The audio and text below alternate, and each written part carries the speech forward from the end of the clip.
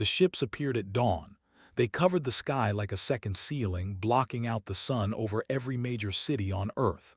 People stopped in the streets, staring upward with mouths open. Cars crashed. Phones fell from hands. Nobody had expected this. Nobody was ready.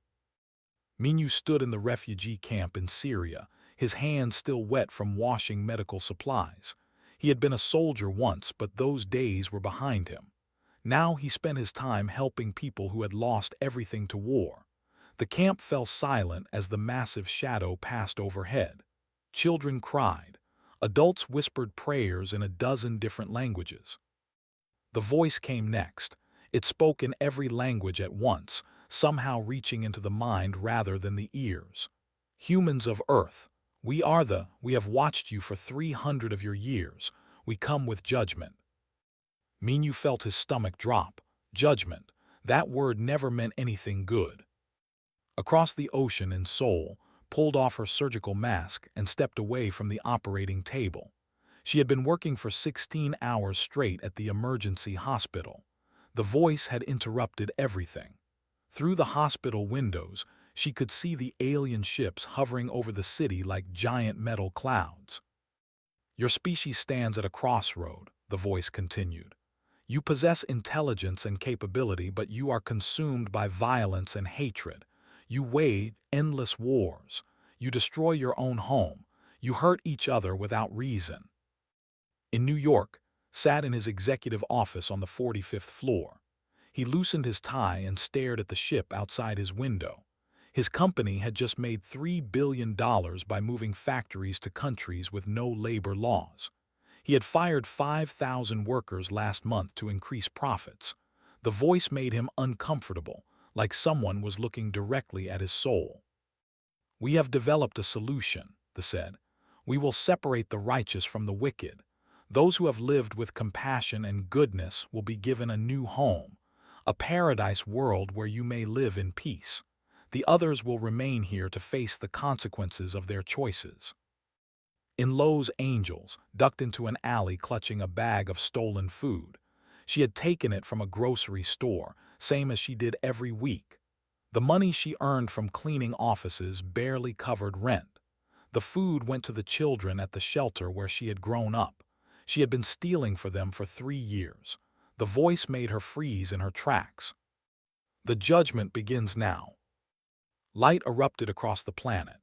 Golden beams shot down from the ships, each one targeting a single human being. Minyu was in the middle of bandaging a child's wound when the light hit him. It felt warm, like standing in the sun after a long winter. The sensation was gentle, but he couldn't move. The light seemed to look through him, measuring something he couldn't name. Then it released him. Minyu gasped and stumbled backward. The child stared at him with wide eyes. Around the camp, dozens of other golden beams were touching people, then moving on. Not everyone was chosen. Minyu watched as some people were marked by the light while others stood in shadow. Felt the light wrap around her in the hospital hallway. It was the strangest feeling of her life, like being seen completely and totally. Every good deed, every patient she had saved, every time she had worked past exhaustion to help someone. But also every small cruelty, every moment of impatience, every time she had looked away from someone in need. The light weighed it all. When it passed, she saw golden marks appearing on the hands of people around her. Doctors, nurses, even some patients. But not everyone. The head surgeon, who had taken bribes to move wealthy patients ahead in line, had no mark. The janitor who volunteered at homeless shelters every weekend glowed with golden light. Never received the light. He sat in his office watching as his secretary was marked, then his assistant, then the mail room worker who always smiled at everyone. But not him, not the executives, not most of the people in the building. He felt a cold fear growing in his chest. Stood in the alley still holding her stolen bag. The light never came. She waited, but the beams passed over her neighborhood without stopping. In the shelter, she could hear children crying. Some had been marked, others had not. She realized with a sick feeling that she hadn't been chosen. The voice returned. The judgment is complete. Those marked with light have been chosen. In 1 hour you will be transported to your new home. Say your farewells. To those who remain, you have made your choices. Now live with them. Panic exploded across the world. Marked people tried to run, to hide, to avoid whatever was coming. Unmarked people begged and pleaded with the sky. Families were torn apart as some members glowed with marks while others did not. Minyu saw parents clinging to children who weren't marked. He saw marked children crying for unmarked parents. Stood at his window and watched the chaos in the streets below. Police officers, some marked and some not, tried to maintain order. It didn't work. Riots were starting. People were already fighting over what would happen next. He thought about his decisions, his choices, the people he had hurt for money. The judgment seemed obvious now. Tried to keep working, but it was impossible. Half her staff was marked. Patients were screaming. Some tried to grab the marked people as if touching them might transfer the light. She saw security guards pushing people apart. One doctor broke down crying, staring at his unmarked hands. Minyu moved through the refugee camp, trying to calm people. He told them it would be okay, but he didn't believe it. He had no idea what was okay anymore. The children clustered around him, marked and unmarked together. They didn't understand why the light had chosen some but not others. The hour passed too quickly.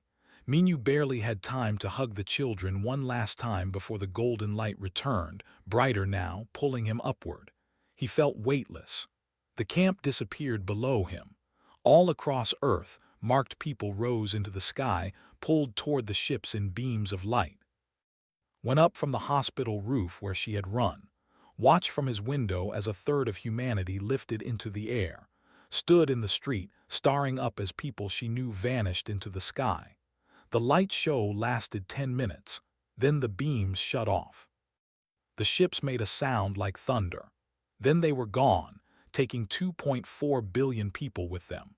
The remaining 5 billion stood in a suddenly emptier world, staring at the spaces where their friends and family had been.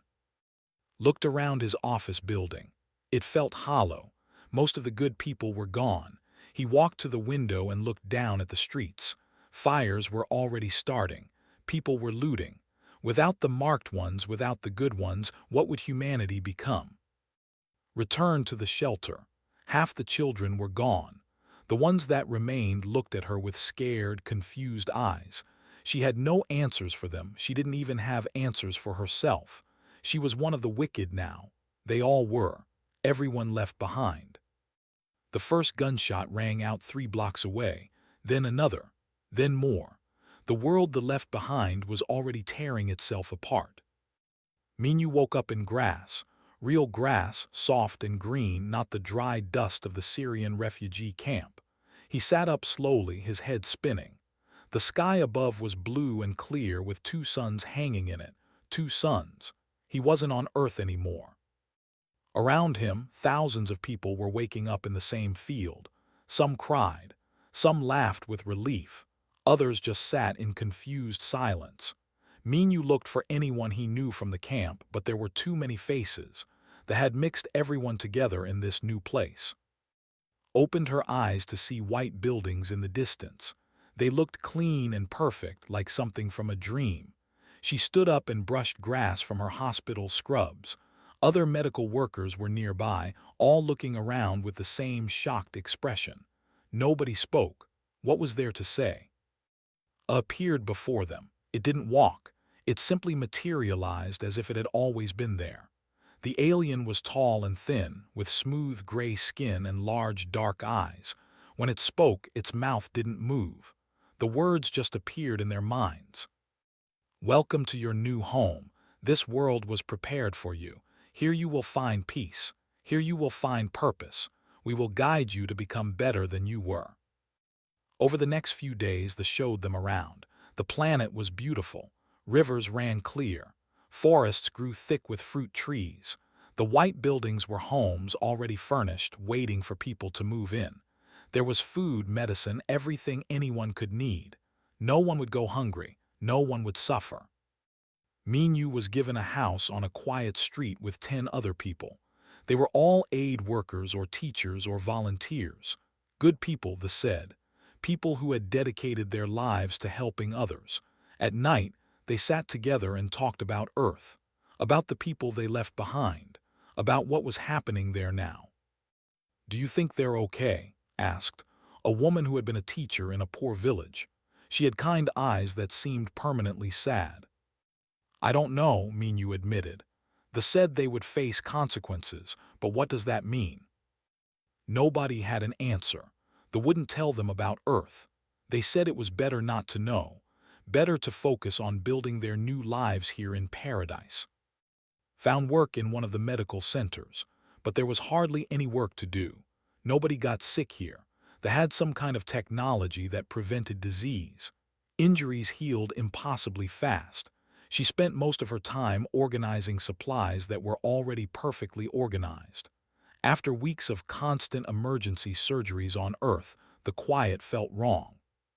She met at the medical center, had been an activist on Earth fighting for worker rights and environmental protection. Here, she seemed lost. "What do we fight for now?" asked one day. "Everything is perfect.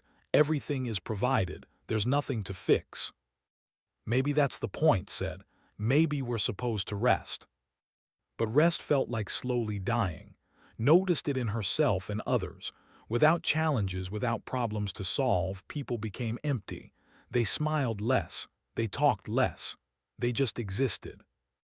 They noticed nothing wrong. They were pleased with how peaceful everyone was. Every week, they held gatherings where they praised the humans for adapting so well. They talked about harmony and contentment. They showed videos of the beautiful world they had built. Minyu attended the gatherings at first but stopped going after a month. Something felt off. They spoke to them like adults speaking to children. Every decision was made for them. What to build, where to live, how to organize their society. The aliens said it was guidance, but it felt like control. He started walking the planet in his free time. The world was perfect, but it was also limited. After walking for days, he found the edge, a barrier. He couldn't see it, but he could feel it, like an invisible wall that stretched up forever. They were in a cage, a beautiful cage, but a cage nonetheless. One night, Minyu gathered a small group in his house, was there, and a few others came too. A man named who had been a soldier like Minyu, a woman named Bora who had run disaster relief programs.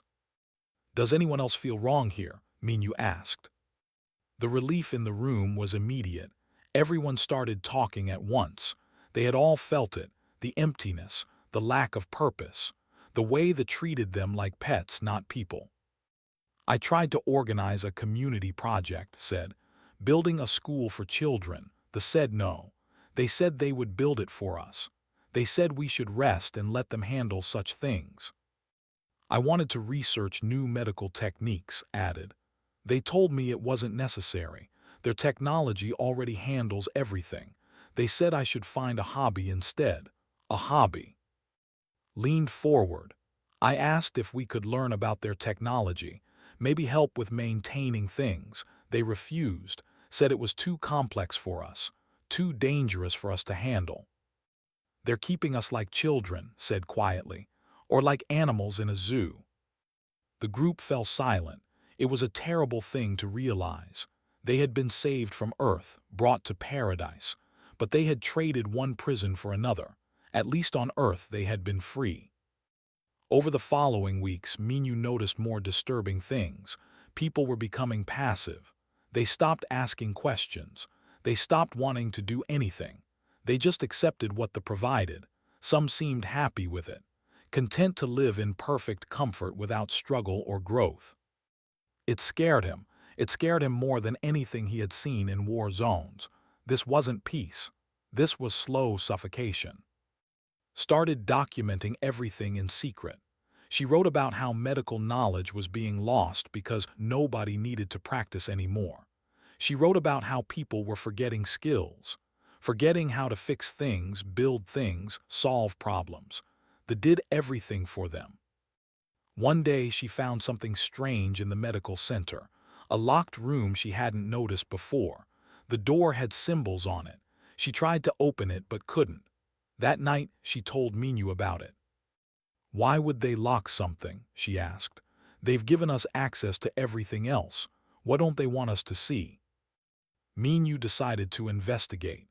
He waited until night, then approached the locked room had military training in breaking into places.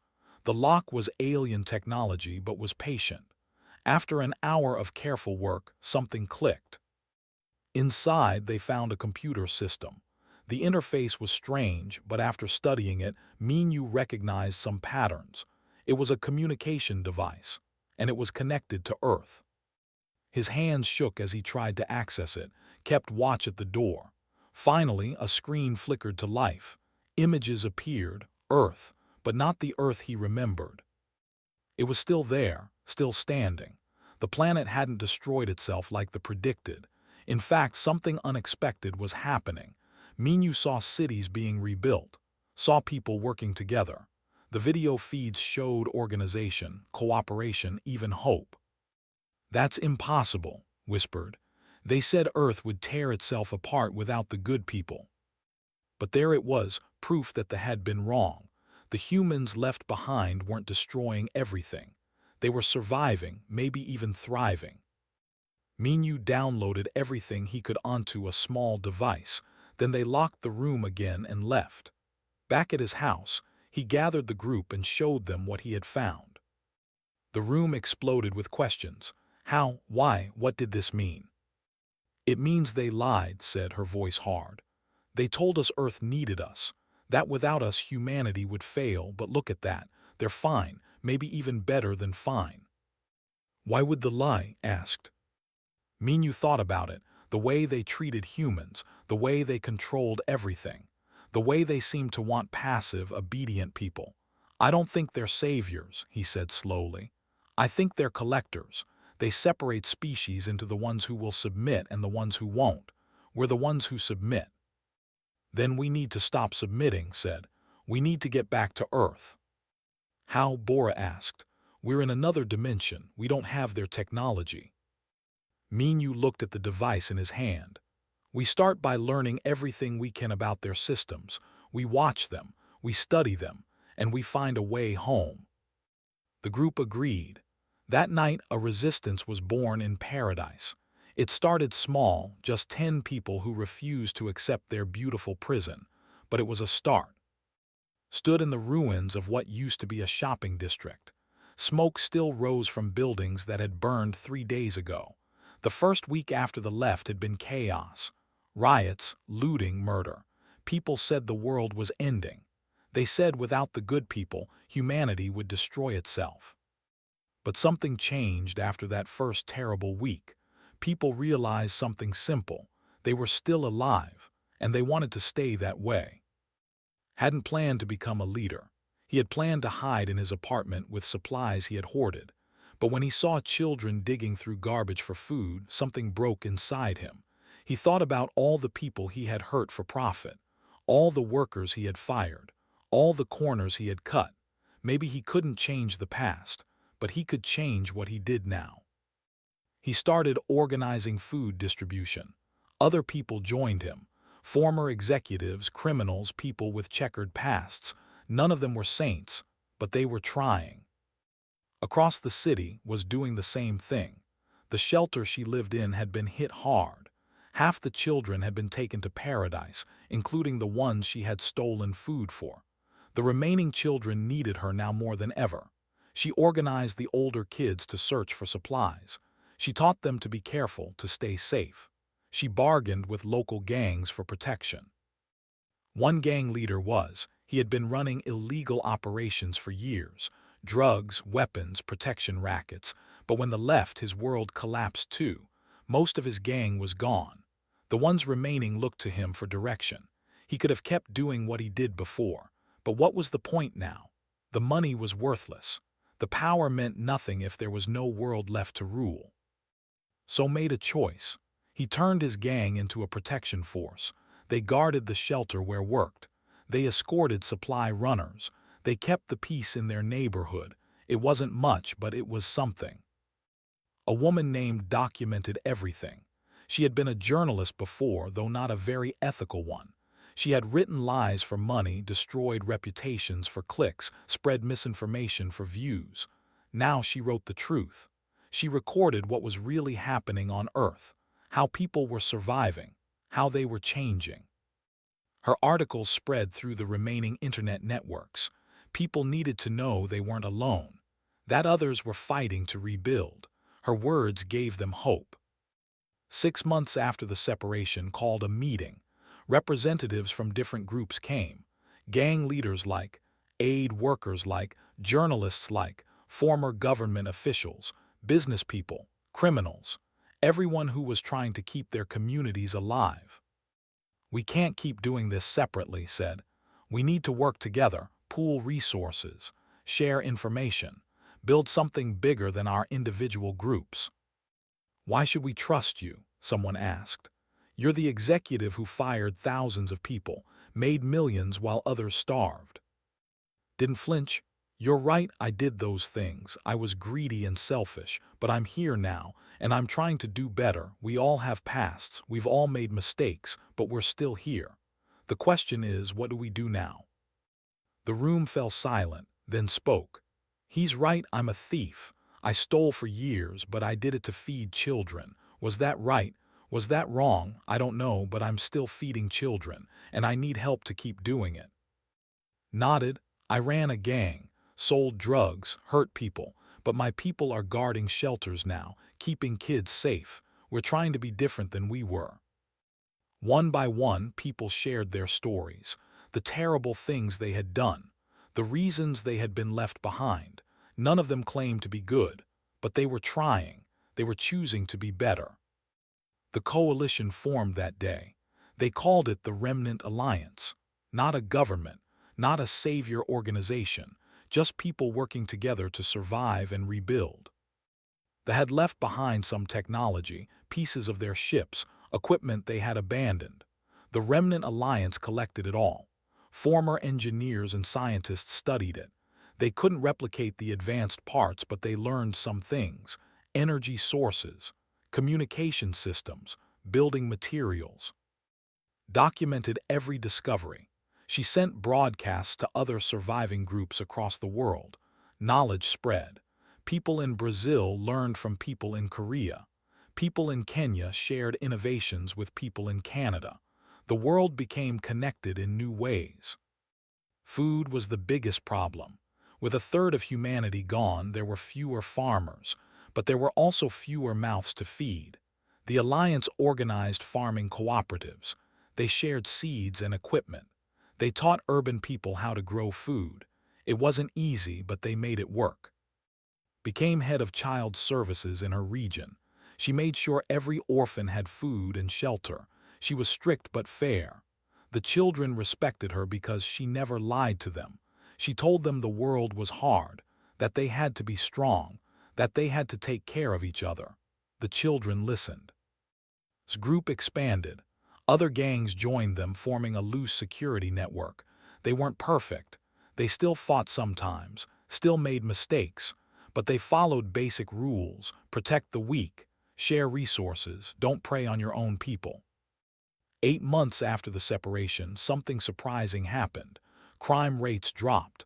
Violence decreased. Not because everyone became good, but because people realized they needed each other. Hurting your neighbor meant hurting yourself. There were so few humans left that every person mattered. Saw the change in himself too. He had spent his whole life climbing over others to get ahead. Now he spent his days making sure everyone had enough. It was exhausting. It paid nothing. But it felt better than anything he had done before. One night he met with and on a rooftop overlooking the city. Lights were coming back on. Not everywhere, but in places. The Remnant Alliance had restored power to several neighborhoods using technology. "We're actually doing it," said quietly. "We're surviving." More than surviving, added. "Look at that, we're rebuilding." Smiled. The thought we would destroy ourselves. They thought without the good people we would fall apart. "Maybe we're not as bad as they thought," suggested. "Or maybe we were never as bad as we thought we were," said. We made mistakes. We did terrible things, but we're not evil. We're human. We're complicated. Climbed up to join them. She had been recording the city's progress. I've been thinking, she said. The separated us based on their judgment of good and bad. But what if they were wrong? What if there is no clear line between good and bad people? What do you mean? Asked. I mean, look at us. We were all left behind. The thieves, the executives, the gang leaders. But look what we've built. We're feeding people, protecting them, building communities. Are we the bad ones, really? Frowned, I've done bad things, really bad things. I don't pretend I'm good now. But you're doing good things now, pressed. Doesn't that count for something? The people in paradise were good people, said. They volunteered, they helped others. They deserved to be saved. Did they? Asked. Or were they just comfortable being good? It's easy to volunteer when you have money and time. It's easy to help others when it doesn't cost you anything. We didn't have that luxury. We did what we had to do to survive. And when the world fell apart, we stepped up anyway. The group fell silent, thinking about her words. It was a disturbing thought, that maybe this judgment had been wrong, that maybe the people left behind weren't worse than the ones taken, just different. In paradise, people lived in peace without struggle. On earth, people struggled every day. But that struggle made them stronger, made them grow, made them change. Thought about the person he used to be. Greedy, selfish, cruel. He had been those things, but he wasn't just those things. He was also capable of change, of sacrifice, of leadership. They had looked at his past and judged him unworthy, but they hadn't seen his potential. We should tell them, said suddenly. The people in paradise, they should know we're okay. How? Asked. They're in another dimension.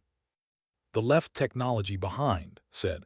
Maybe we can figure out how to send a message. It became the Alliance's new project. A team of scientists worked on the communication devices. It took months, but slowly they made progress. They learned how the dimensional barriers worked, how messages could be sent through them. 1 year after the separation, they succeeded, stood in front of a camera ready to send the first message to paradise. Behind her, the rebuilt city gleamed with lights. People worked in the streets. Children played. Life continued. If anyone can hear this, said, this is Earth. We're still here. We survived. And we want you to know you're not in paradise. You're in a prison. Come home. We need you. And maybe you need us too. The message was sent into the void. They had no way of knowing if anyone would receive it, but they had to try. They had to let their friends and family know. Earth was still fighting, and the fight was far from over. Minyu was working on the computer when the message arrived. The screen flickered, then filled with an image he hadn't seen in a year. Earth.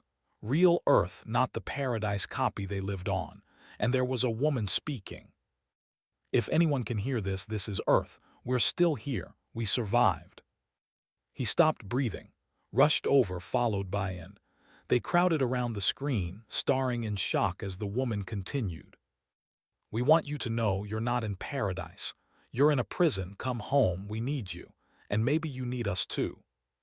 The message played on repeat. In the background of the video, they could see a city. Lights. Buildings being repaired. People working together. It looked nothing like the chaos they had predicted. It looked like hope. They did it, whispered. They actually survived. More than survived, said, pointing at the screen. Look at that, they're rebuilding without us. The words hung in the air, without us. The people in paradise had thought themselves necessary. They had thought Earth needed them to function, but Earth was proving them wrong. The flawed, complicated, messy humans left behind were doing just fine. Minyu downloaded the message and it to multiple devices. That night, the resistance group met in secret. There were more of them now, maybe 50 people who had started questioning paradise. They watched the message together in silence. When it ended, spoke first. We have to get back, we have to help them. We have to get back for ourselves, Bora corrected. Look at us. We're dying here, slowly but dying. We have no purpose, no challenge, no growth. We're just existing. They won't let us leave, said. They think they saved us. They'll see leaving as a betrayal. Minyu had been studying the systems for months. He understood more about their technology now. The barrier between dimensions runs on a massive amount of energy, he explained. There's a central hub that controls it. If we can shut it down, even for a moment, we might be able to create a rift. Where is this hub? Asked. In the compound. The place they told us was off limits. The group exchanged looks. Breaking into the compound was dangerous. They were peaceful, but they were also powerful. They could easily stop a small group of humans. We need more people, said. 50 of us isn't enough. We need hundreds, thousands. How do we convince them? Asked. Most people here seem happy. They like paradise. Minyu thought about it. We show them the message. We show them what Earth has become. We let them see that they lied. Over the next few weeks, the resistance grew. They quietly shared the message from Earth with others. Some people refused to believe it. They said it was fake or a trick. They were too comfortable to question paradise. But others listened. Others saw the truth. A doctor named joined them. He had noticed the same things had. Medical skills being lost. People becoming dependent on technology. He wanted to practice real medicine again, to face real challenges. A builder named joined. They wouldn't let her design buildings. They said their designs were better. She missed the satisfaction of creating something with her own hands. A teacher named joined. They had taken over education. Children learned from their computers now. Missed seeing students grow and struggle and learn through mistakes. One by one, people who felt the emptiness of paradise joined the resistance. Not everyone. Maybe only 10% of the population. But 10% of 2 billion was still 200 million people. That was enough. They noticed something was wrong. They could sense the discontent growing. They called a gathering, the first mandatory one since the humans arrived. A leader stood before the assembled crowd. We sense your unhappiness, it said, its voice echoing in their minds. We do not understand. We have given you peace. We have given you comfort. What more do you need? Minyu stood up. His hands were shaking, but his voice was steady. We need purpose. We need challenge. We need to grow. The tilted its head, a gesture that seemed confused. Growth comes from peace and learning. We provide both. No, said, standing beside Minyu. Growth comes from struggle, from facing problems and solving them ourselves. You solve everything for us. You've made us useless. We have made you safe, they insisted. You've made us prisoners, added, standing as well. All around the gathering, people were rising to their feet. Hundreds, then thousands. You judge us as good, but then you treat us like children, like pets. We don't want to be kept. We want to be free. There was silent for a long moment. Then it said, You do not understand. We have seen this before. Species like yours, given freedom, destroy themselves. We separate the peaceful ones to preserve them. This is mercy. It's not mercy if we don't choose it, Minyu said. We want to go back to Earth. Earth will destroy you. The wicked ones will corrupt you. You will lose your goodness. Maybe, said, or maybe we'll help them become better. Maybe they'll help us become stronger. But either way, it should be our choice. They shook its head. We cannot allow it. For your own protection, you must remain here. That was when Minyu knew for certain. They weren't guests. They were prisoners, and they would never let them leave willingly. The resistance met that night with new urgency. They had to move now before the increased security. Minyu laid out the plan. A small team would break into the compound and reach the hub. They would shut down the dimensional barrier for 60 seconds. That was all they could manage. In those 60 seconds, everyone who wanted to return to Earth had to be ready to cross. How will we cross? Someone asked. We don't have ships. The barrier is what keeps the dimensions separate, Minyu explained. When it drops for just a moment, the two worlds will overlap. We'll see Earth, and we'll be able to step through. It was risky. They didn't know if it would work, but they had to try. The night of the attempt, 200 million people gathered in secret locations across paradise. They said goodbye to friends and family who chose to stay. Some people were scared to leave. They had grown used to comfort, but others were ready to take the risk. Minyu led the team into the compound and went with him, along with 10 others who had military or technical training. They moved quietly through the alien buildings. They didn't expect an attack. They had never imagined humans would rebel. They reached the hub. It was a massive room filled with glowing machinery. Energy pulsed through strange devices. Minyu approached the main console. His hands moved over the controls, entering commands he had learned from months of study. Alarms started blaring. They appeared in the doorway. "Stop," they commanded. "You do not understand what you are doing." "We understand perfectly," Minyu said. "We're choosing freedom over safety. We're choosing struggle over comfort. We're choosing to be human." He pressed the final command. The machinery screamed. Energy discharged in waves, and somewhere, somehow, the barrier between dimensions began to crack. Across paradise, the sky split open.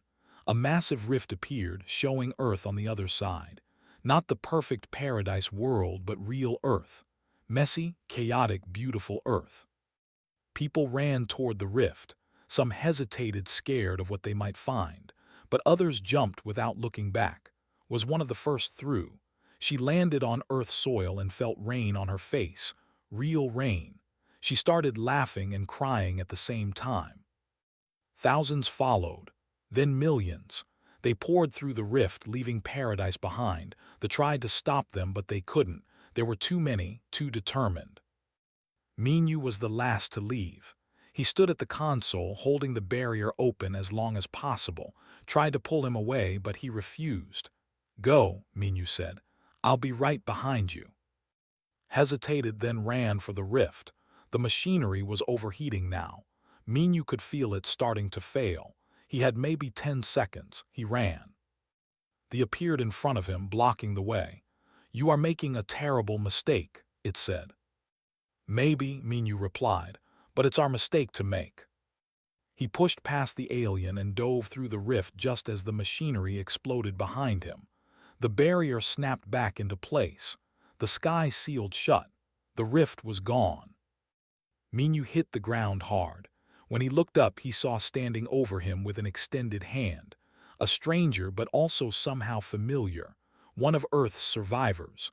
One of the ones left behind. "Welcome home," said, pulling Minyu to his feet. Around them, paradise refugees were meeting Earth survivors. The good ones and the bad ones. The saved and the abandoned, coming together for the first time. 200 million people had returned. 3 billion remained on Earth. Together, they were humanity again. The reunion lasted 3 days. People from paradise met their families who had remained on Earth. Minyu walked through refugee camps that reminded him of Syria, but now he was on the other side. Now he was the refugee. Gave him a tour of what Earth had become. The rebuilt cities, the cooperative farms, the security networks, the communication systems cobbled together from technology. It wasn't perfect. It was messy and imperfect and struggling, but it was alive in a way paradise never was. "I thought you'd all be dead," Minyu admitted as they walked through a market. People traded goods. Children ran between stalls. Life continued. "We thought we would be too," said. "First few weeks were hell, but then we realized something. We were all that was left. We could kill each other or we could survive together. We chose to survive." Found at a medical clinic. The two women stared at each other for a long moment. One had been marked as good. One had been marked as bad, but now those labels meant nothing. "I stole food," said quietly. "For years, that's why I was left behind." "I know," replied. "I read your file. You stole food to feed orphans. That sounds pretty good to me." Smiled sadly. "They didn't think so. Their judgment is absolute. One crime, no matter the reason, and you're condemned." "Then their judgment is stupid," said firmly. "Come on. I need to learn about the medical systems you've built. And you need to learn some techniques I know. We'll teach each other. Across the planet, similar meetings happened. Paradise returnees shared their knowledge of technology. Earth survivors taught them how to fight, how to farm, how to live without alien assistance. Two groups learning from each other, becoming stronger together. But not everyone was happy about the reunion. Some Paradise returnees felt betrayed. They had been comfortable, safe. They blamed the Resistance for dragging them back to a harsh world. Some Earth survivors felt abandoned. Their friends and family had been taken away, leaving them to suffer. Now those same people returned expecting welcome. Tensions rose, arguments broke out, small fights started. Minyu saw it happening and felt helpless. They had escaped Paradise, but they brought their problems with them. Then they came back. Their ships appeared at dawn just like before, but this time there were more of them. They covered the entire sky, blotting out the sun completely. The voice spoke in everyone's mind, but it wasn't calm anymore. It was angry. "You have made a grave error," they said. "You destroyed our dimensional barrier. You refused our gift. You have shown yourselves to be ungrateful and foolish." Minyu ran to the command center where and other leaders had gathered, was already there, analyzing the ships, worked on communications, arrived with and his security forces. "What do they want?" asked. The answer came swiftly. "We have observed your species for 300 years. We have seen you repeat the same cycles: violence, war, destruction. We separated you to save you, but you reject salvation. Therefore, we must try a different approach." Images appeared in the sky. Other planets, dead planets, lifeless rocks where civilizations used to be. These species also rejected our guidance. These species chose chaos over order. We gave them chances. They wasted them. Eventually, we had no choice but to cleanse them, to allow new life to begin fresh. Silence fell across Earth. Everyone understood the threat. They were going to destroy humanity. "You have 48 hours to reconsider," they said.